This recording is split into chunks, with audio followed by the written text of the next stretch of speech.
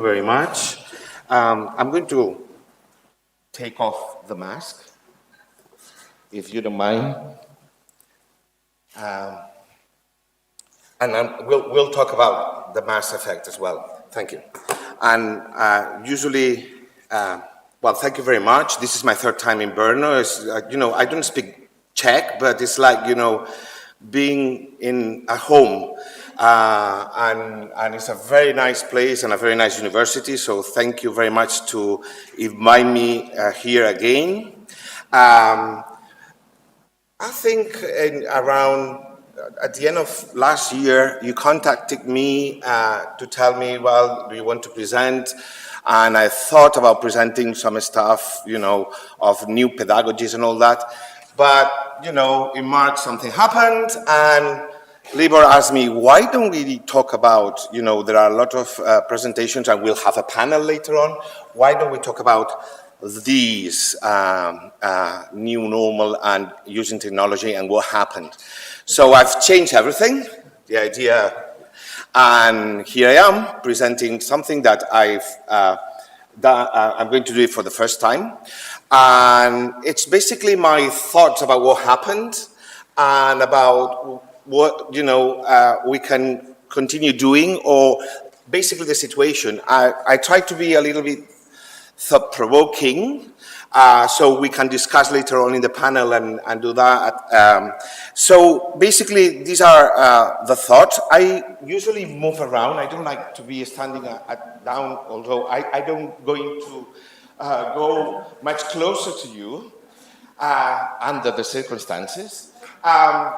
But you see, I had two smear tests, one in Spain and one in Czechoslovakia, Czech Republic, to come here to Brno.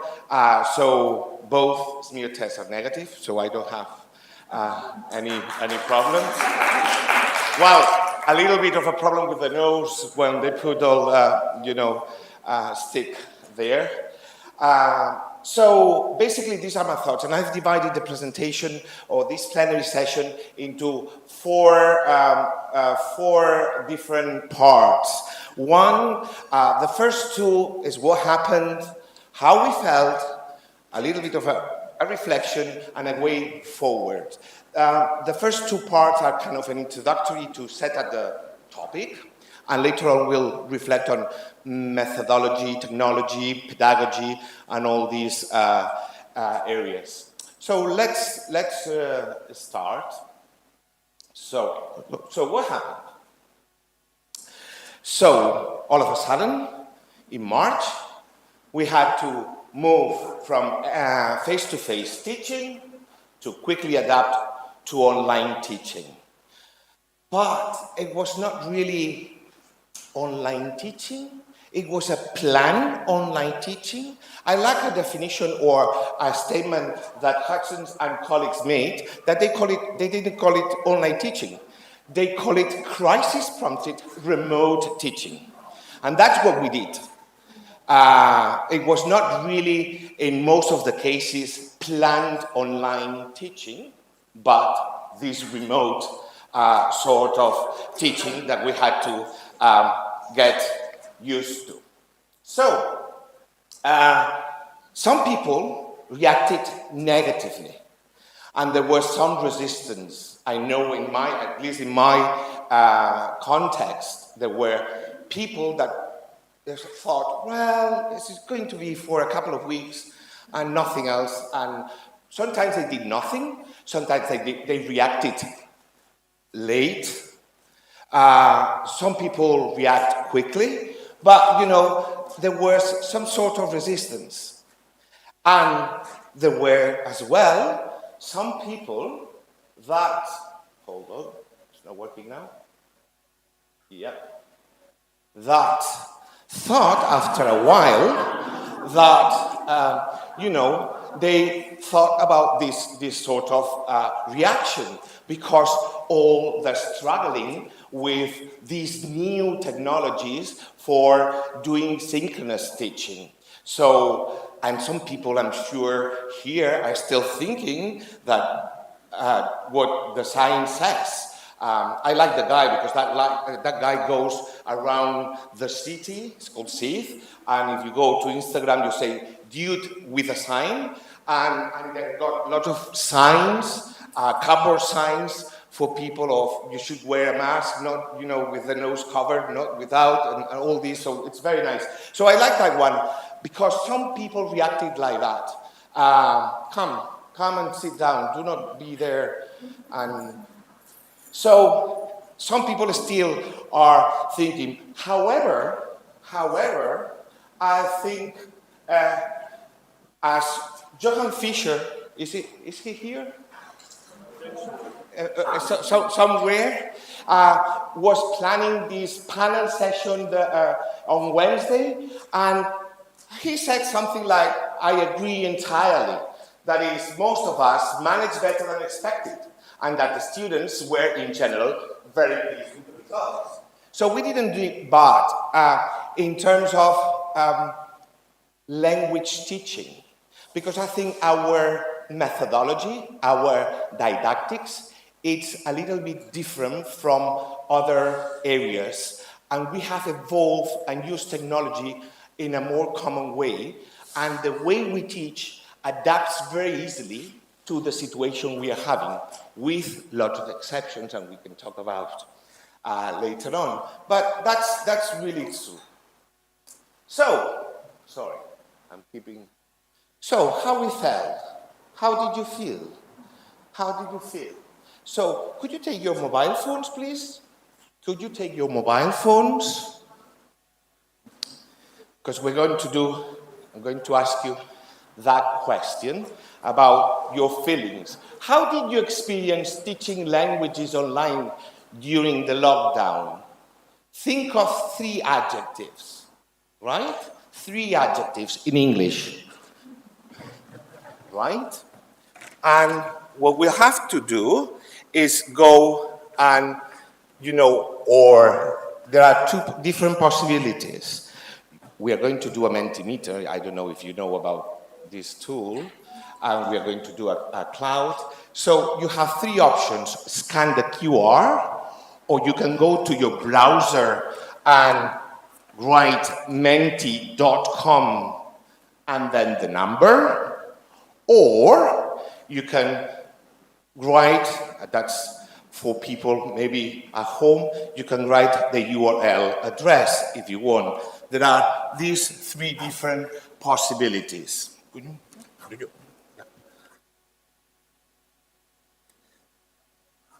There, they'll ask you, if you didn't get it, you have it at the top as well. Menti.com, and then you can do the code, and the code is 5555331. 5555331. People at home as well can do it, okay? So these are, you can express yourself how you felt. I'll give you a couple of minutes to build this word cloud. And of course, I thought about my adjectives as well. Put them, and we'll see if we coincide.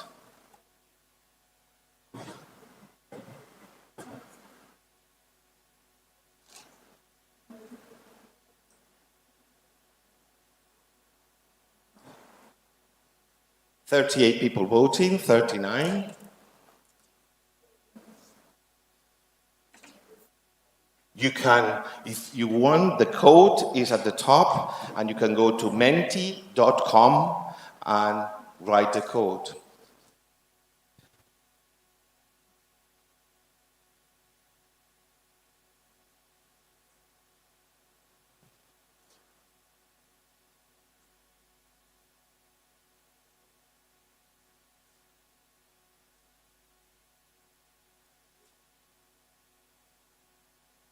I like it because you are commenting, you see. I coincide. I don't.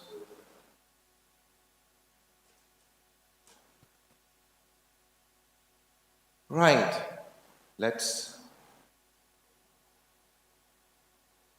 give you 30 seconds more. There are some that they are not moving at all. Can you see that? They are the ones that, especially the one in the middle, the challenging. Right, let's go one more vote, 70. I want 70. 69? It's a bad number. Or a good number. Whatever you feel it. So 70, perfect. So you see, in my case, and I'm going like that, you see, I'll put it, okay, I'll give this PowerPoint so you can have the PowerPoint and the cloud that I'll put it next one.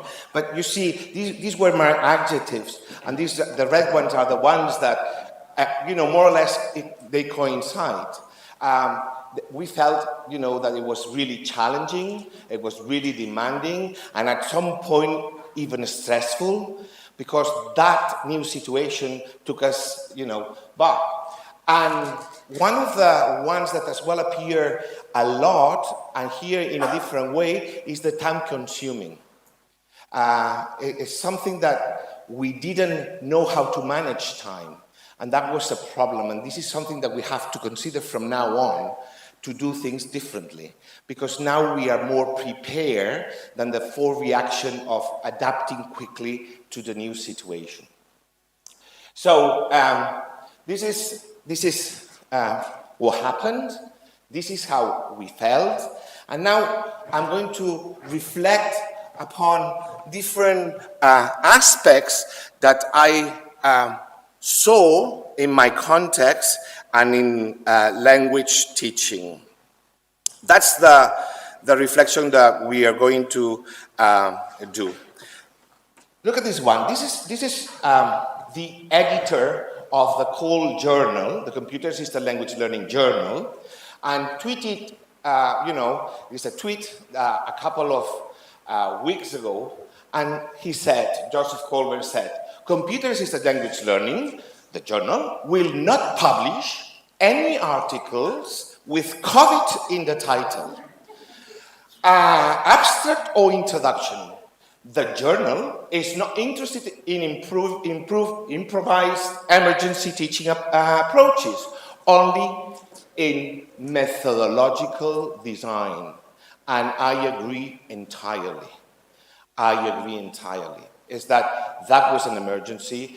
There were a lot of people, doing stuff, and trying to publish with all that information, but that's not our point, because that is going to be a temporary situation, probably a year, probably two, but it's going to be, and the important thing for us is that pedagogical approach, the methodological approach that we are going to deal with, and that's the important, whatever happens.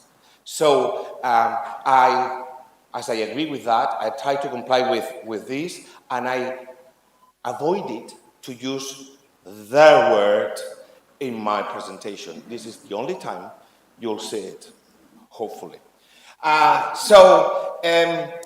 thing is, that's the most important part, the part of pedagogy and the use of this technology.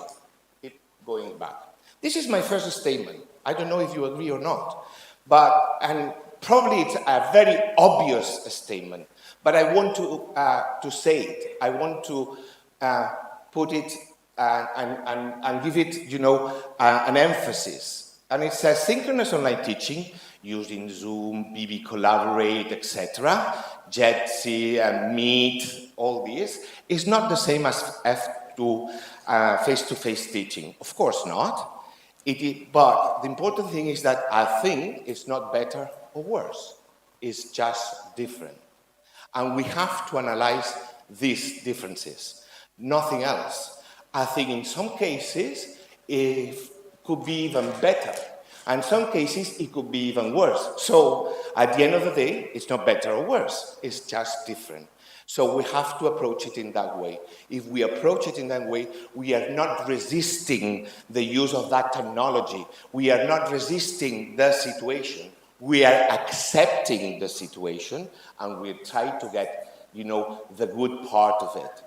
And I think this is simple but essential to approach this, because some teachers approach it very negatively. I don't want to do this. I don't want, Zoom is not working.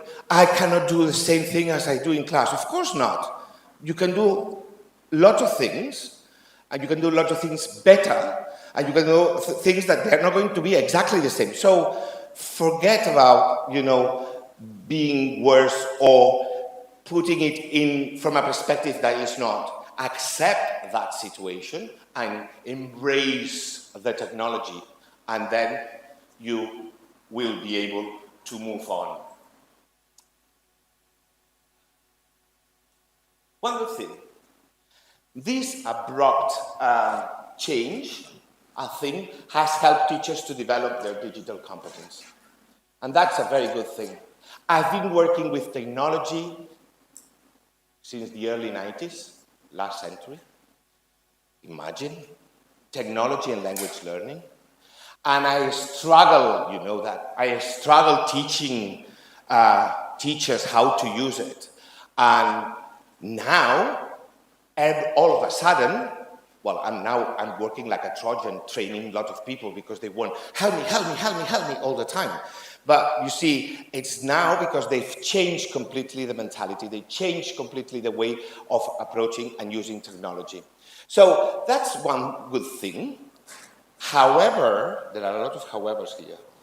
However, well, this help us to develop that digital competence. And I'm just giving you this because I don't know if you don't know that. There's a document, a framework that is called DIGCOM-EDU, that means Digital Competence for Educators, where you can see or frame as if it was the same as languages with A1, A2, B1, B2, C1, C2. It's exactly the same as the framework for languages, but for digital competence. And if you go there, you can even go and self-assess your self-competence. This is a survey that is for free, and you can self-assess your self-competencies in these different 3 areas that we, hold on, okay. There's these 6 different areas. One is about our professional development. The middle part is about our pedagogic competencies using technology, and is digital resources, teaching and learning, assessment, and empowering learners.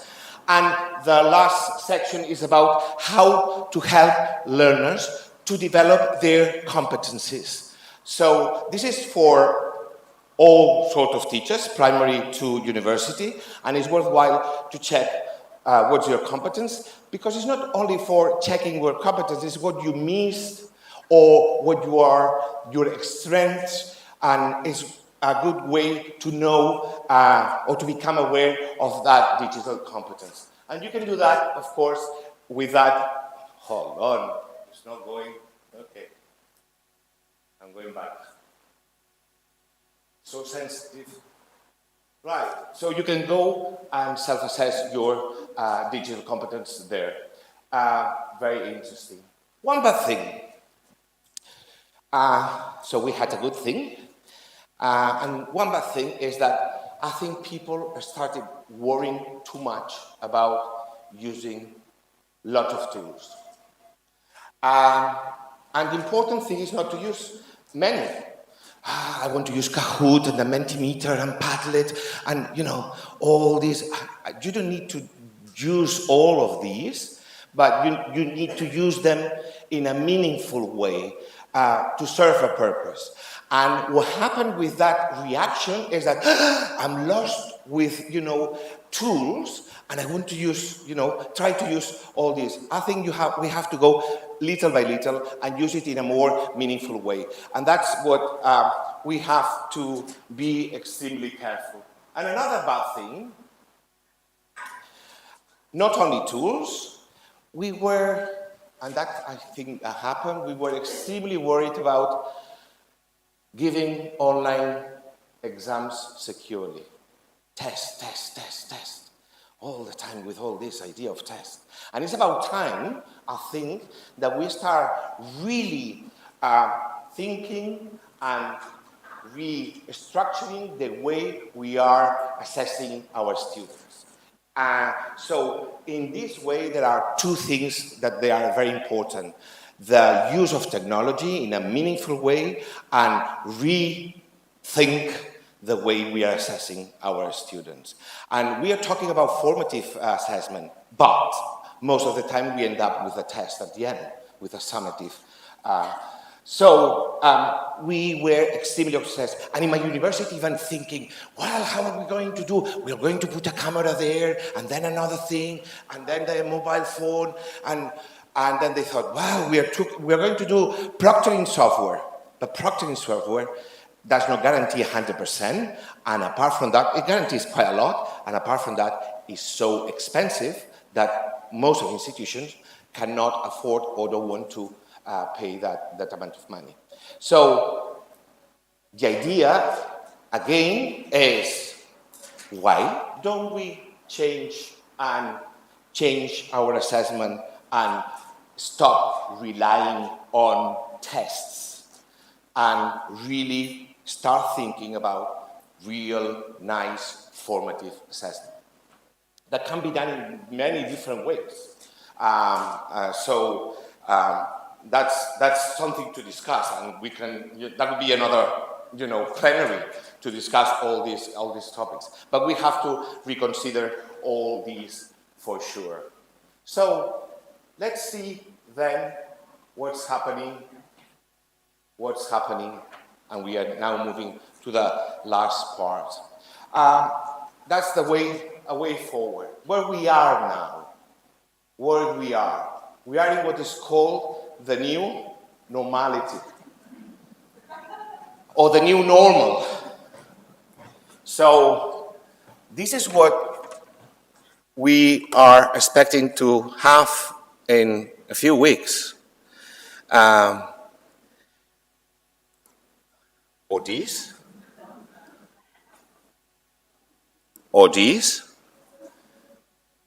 You see, we're beginning to have social distances here.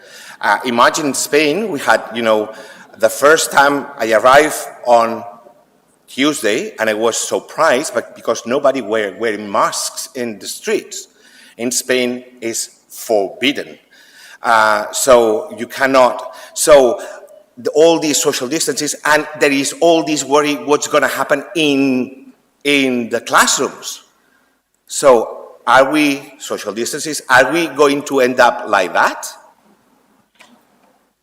Poor children, with all this, to keep the distancing. Although it's nice, well, it's funny, but this is going to be our reality. In some of the parts of my institution, they ask us to wear masks.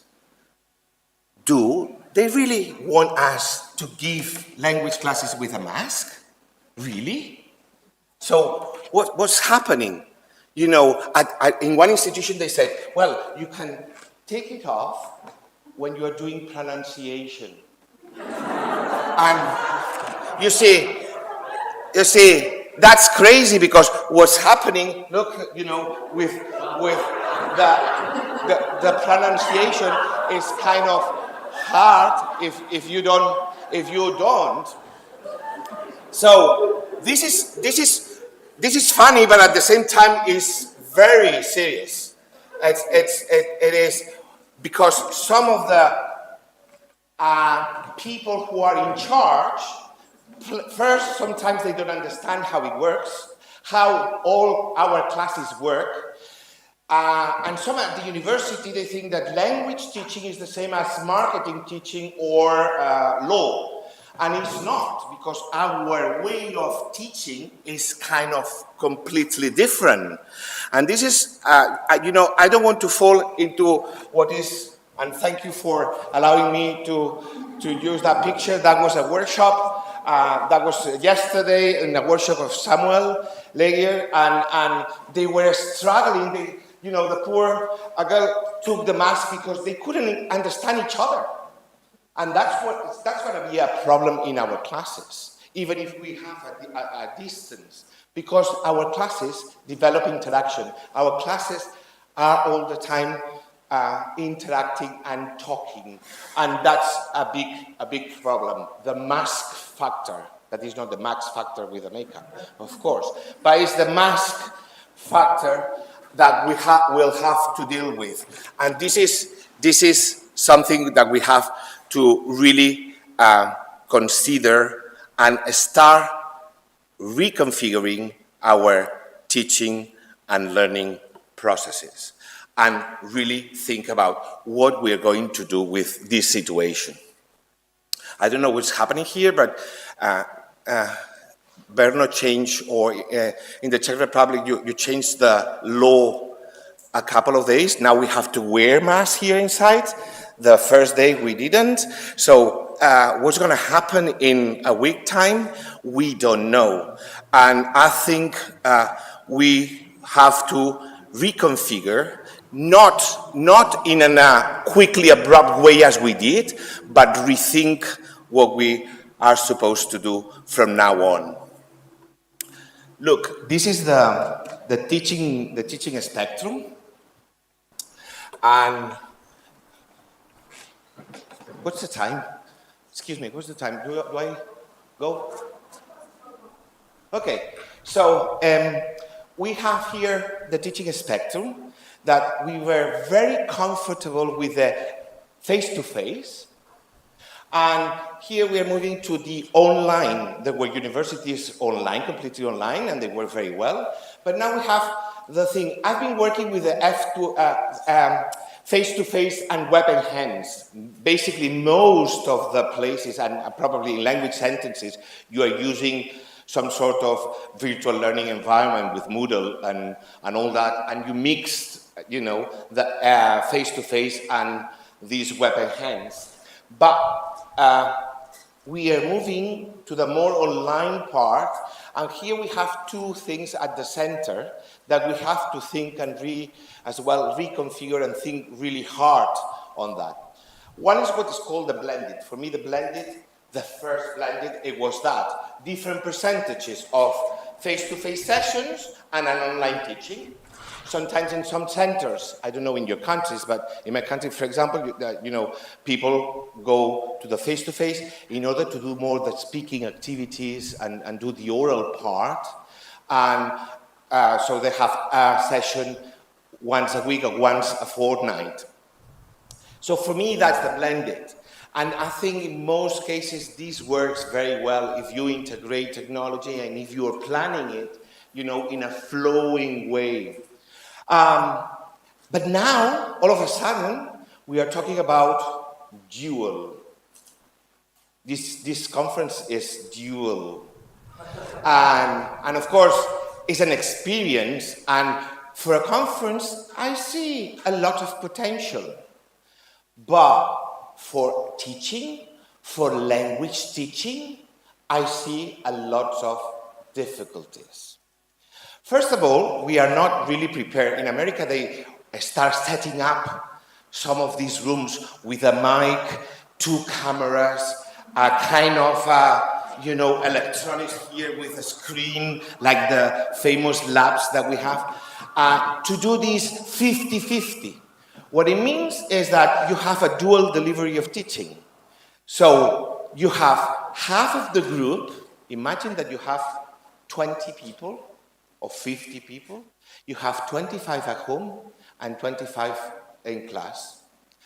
And this what the idea behind the pedagogy behind this is that you are going to do a very self or teacher-centered type of teaching. And that is not what we are doing. At least I'm not doing that, and I'm sure you are not doing that, because language teaching is not about that. So lots of people. I am from the Faculty of Education of the University of Barcelona, and they are asked us to teach in that way. Crazy, from my point of view. And I'm not teaching languages at the moment, I'm teacher trainer, but even so, it's so hard and so difficult. So what I see is this, that they thought, and they selling the idea of dual teaching as that allows teachers to move seamlessly between the two methods, and you can choose. And of course, if you are, if you have a problem or you get the COVID, you're not going to go to the university, you're not going to go to the class, so you'll stay. But if you are okay, you could choose to go or not to go. And in a way, it makes it flexible. And probably in the future, this is going to stay. But at this point, I don't see it. And I don't see it for language teaching.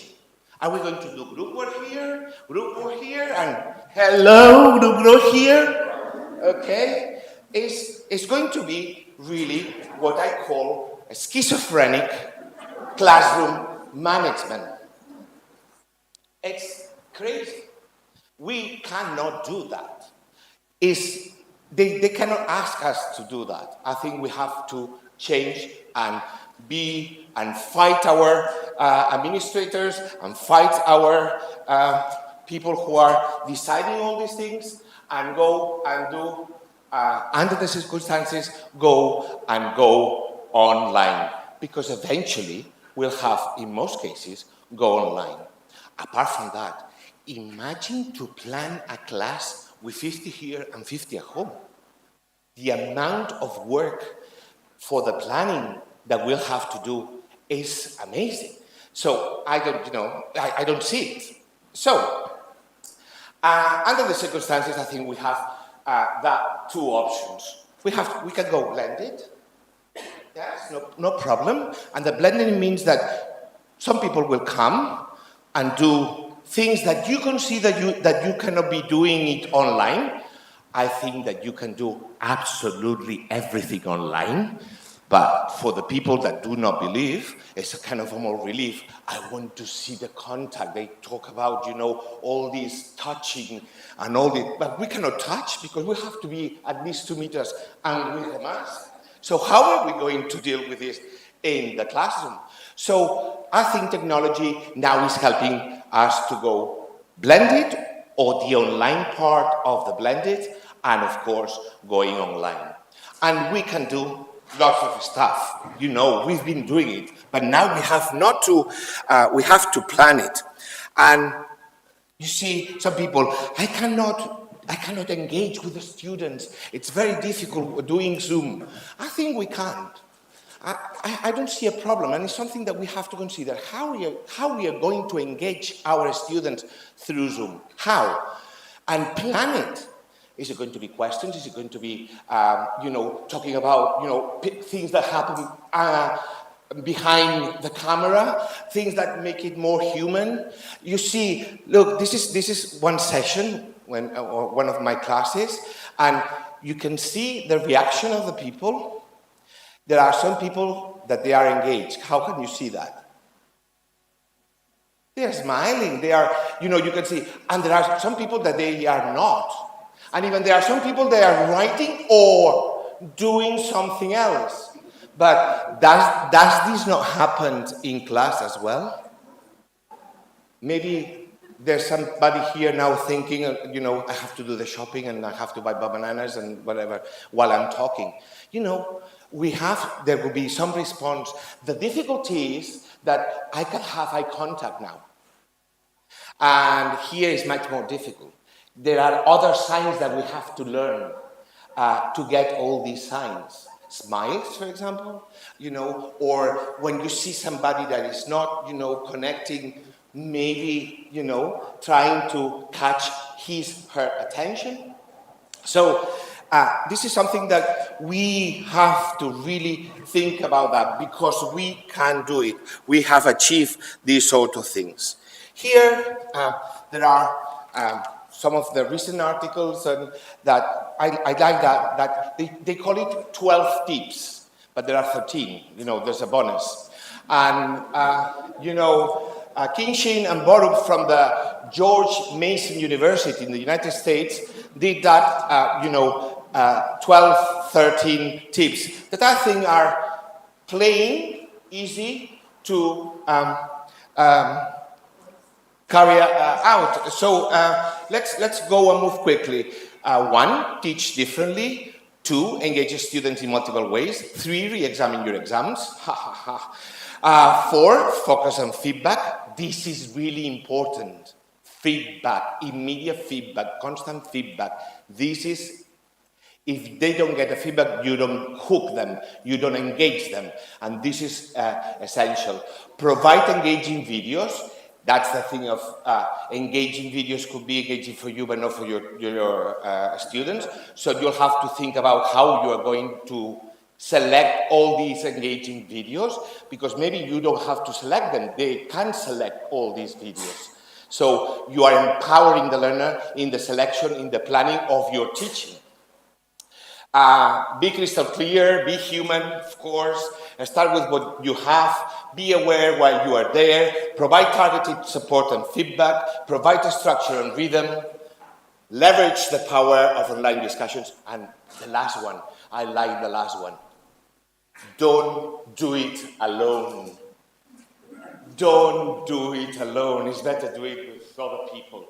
And this is nice because first it was kind of my classroom is my world. And now we can share these classrooms with other colleagues. Not only in the planning phases, because now before you plan a class and you plan a class, now you can plan the class together and maybe do it together. That Zoom that you saw, a colleague of mine was as well dealing.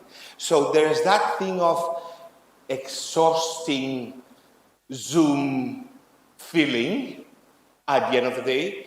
If you share it, what you cannot see or perceive, the other can do. And if you share it, it's easier to do all these language classes that we have to.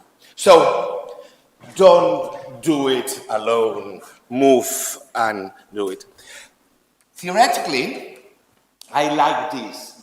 I don't know if you know this from Garrison, Anderson, and Archer. And this is about when you're planning an online teaching, they think of these 3 presences.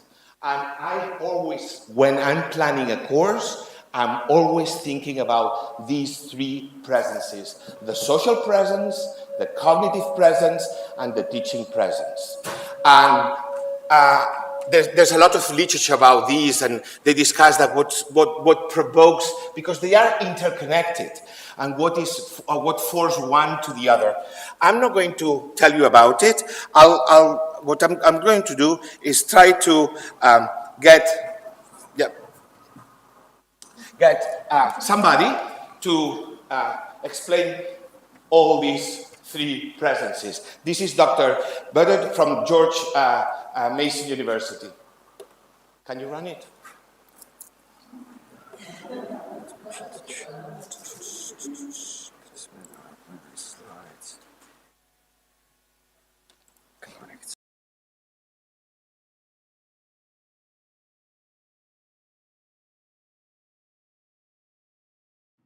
So this video will talk about a framework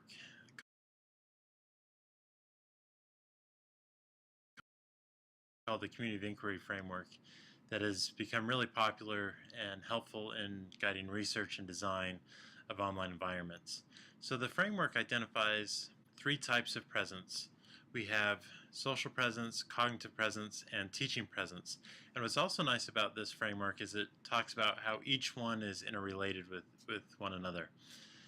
The full reference to the article is here, and they also have a really helpful website. If you just Google Community of Inquiry, it should be the first hit. We're going to talk about each one of these individually. So to start with, cognitive presence, without going into too much detail, is essentially students' ability to construct knowledge and understanding both individually and collectively, and using sustained communication to develop a better understanding of the content. We also have teaching presence. So teaching presence is the teacher's ability to set the curriculum, organize the course, and also participate in the meaning making that students are going through. They also have a direct impact on cognitive presence because they're the ones that are really regulating the learning of the students and making sure that they go through the processes that they need to go through in order to understand the content and make their own meaning of the material. Then we have social presence. Social presence predates the community inquiry framework by quite a bit. And basically what social presence is it talks about how participants can establish themselves as real people in a course. And they do that by portraying their full personality in an online environment. So this has a lot to do with what they're using to communicate. So if it's text, it can happen.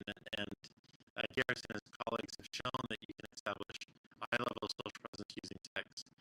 But it can also be more easily, it can be easier to do that using video or audio or things like that. But it's important as well to show the relationship between teaching presence and social presence. So typically in this framework, social presence is referred to as something that the students do or that the students have. However, with teaching presence, it's the teacher that sets the climate that really allows students to feel safe and to communicate naturally and really have the opportunities to express their personality in a learning environment.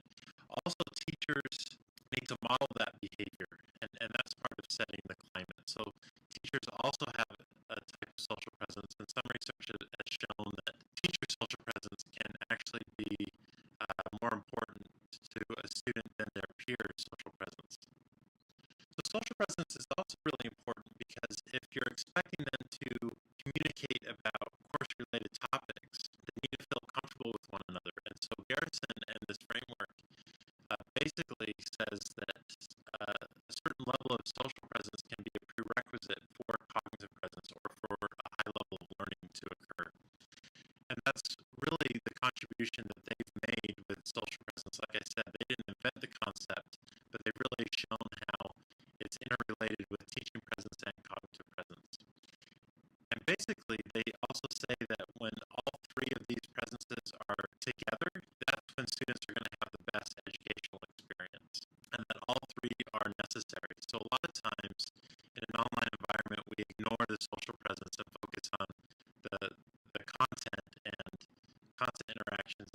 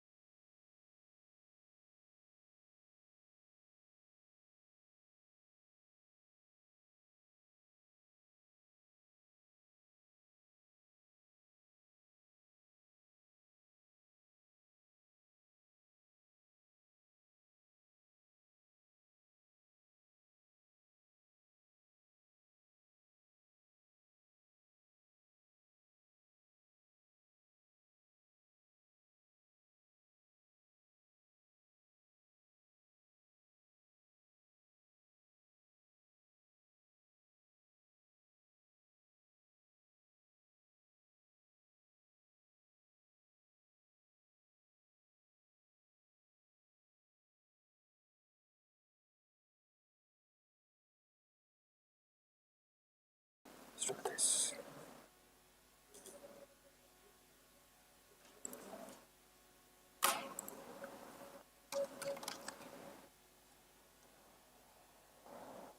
Try talking. Manage? Yeah, can you try saying something?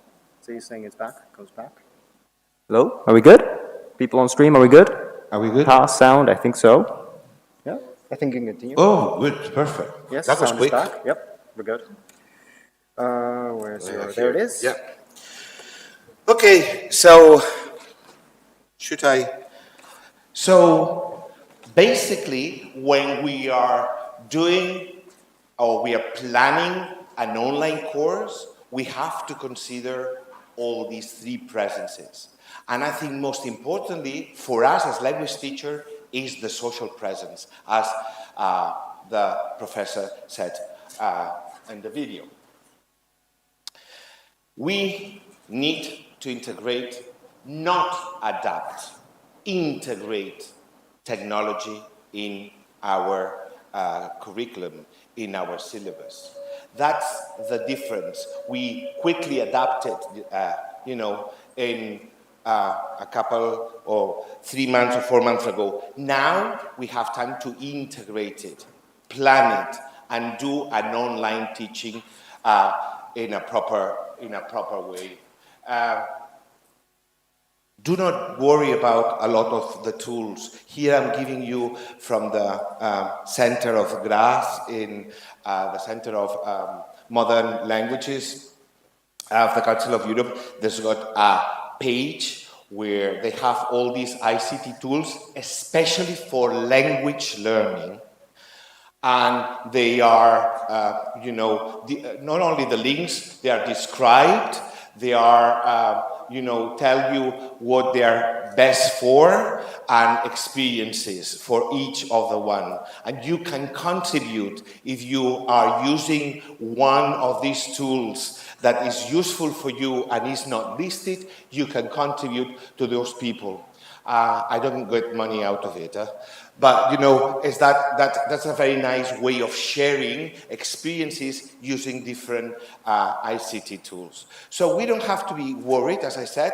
We have to, see what other people are doing with this, and maybe, start using those technology. And as well, we have to start approaching with new active pedagogies. We have to think about, the previous idea of my plenary was to talk about all this in more detail, but it was to start thinking about mobile learning. You can do a Mentimeter, you can do a Kahoot and a Padlet using Zoom, using synchronous online. You can do exactly the same as you were doing it before in class. We can, do some telecollaboration and try to get another group somewhere in another country and do projects together. Or you can gamify your course and introduce these game elements in your course to engage your students. Or even you can do, and now I have, before in face-to-face, I didn't see the flipped classroom was a good idea, but now it is, because we have that thing of input that can be done, on their own, recording a video, giving that, but work on Zoom with the interactive part, with the active of this language, or develop the personal learning environments. So this as well is a way of rethinking with this situation, rethinking and start trying these new approaches and pedagogies in your teaching. So if we are talking about synchronous online teaching, I have this idea of don't do the same as you do in class. If you have an hour class, don't do a 1 hour class like that. Break it. I call it capsules. You know, I have 3-4 capsules. My planning is this class has got 3-4 capsules. We are going to have not only one break, 2 or 3 breaks that they can go to the toilet, they can have a coffee, they can go, they can smoke a cigarette, they can do whatever. But don't let all your students on the screen all the time. Do breaks, more quick breaks, or more active activities that make it very easily. The breakout rooms are very nicely done. You know, in Zoom, Viva Collaborate, they have all these rooms that they can do pair work, group work, and then you can monitor as you were monitoring the class. So it's exactly the same, and even more because you can even individualize that sort of learning. And flipped classroom, of course, as I was saying, presenting the content beforehand, so then you are in the session, in the synchronous session, in a more active way. So just look for the affordances to improve language learning online. Don't react against. Relax and enjoy and try to find those affordances, because there are lots. Here I put 2 that with my colleagues, we were talking yesterday about this one. And one is, for example, that for me now, doing listening activities are much more personalized than before. Because they can I give them 5 minutes or 3 minutes to do the listening activity, and they can listen, rewind as many times as they want in that period of time. And then I can do an activity of metacognition, of strategies, and ask them how many times you rewind, when do you rewind, why do you rewind, and all this, you know, and then go and rewind it there and start talking about why did you understand it that you didn't, you know, and talk about the strategies that you use specifically. So we are really teaching listening, not just living there with a text, an oral text, and questions. So for me, this helps very easily. Or the other one, provide the synchronous feedback. They are writing a Google Doc at the same time in groups, and I can intervene and give, you know, the synchronous feedback easily than I was doing it when I was teaching at home. So, in class. So, for me, there are a lot of affordances that we have to explore using synchronous, using Zoom. There is an etc. And this etc. I cannot continue, but I'm sure that you can continue this list with your etc. How? Being creative, being flexible, and of course, enjoying yourself teaching online, that there's not a problem.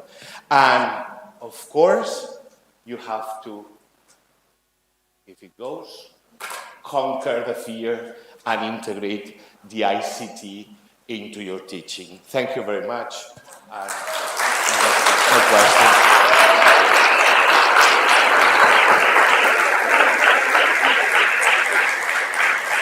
It's going to be testing time now? Well, okay, some questions. No, could I no, the references. I want to show the references. Sorry.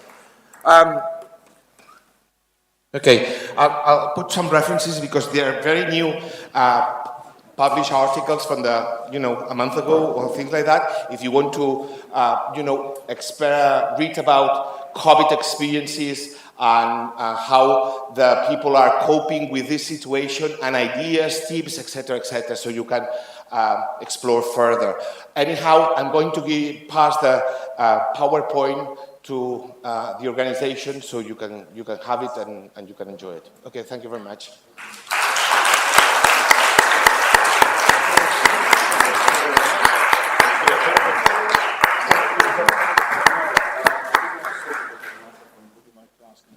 Oh, yes. Do you want? Okay. It's the first time I'm giving flowers. It's nice. First time of dual conference. First time of flowers. Thank you. Okay. Do you have a question, comment, or whatever you want to? That's interaction. Yeah. Should I? Do you? Unfortunately, we don't. I'm coming free, so we can talk to you. Okay. Yeah. Thank you very much. It was very, very inspiring. It's great.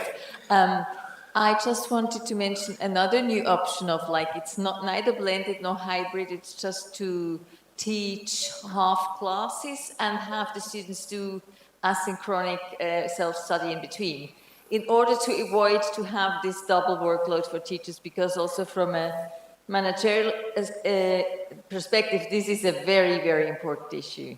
So thank you again.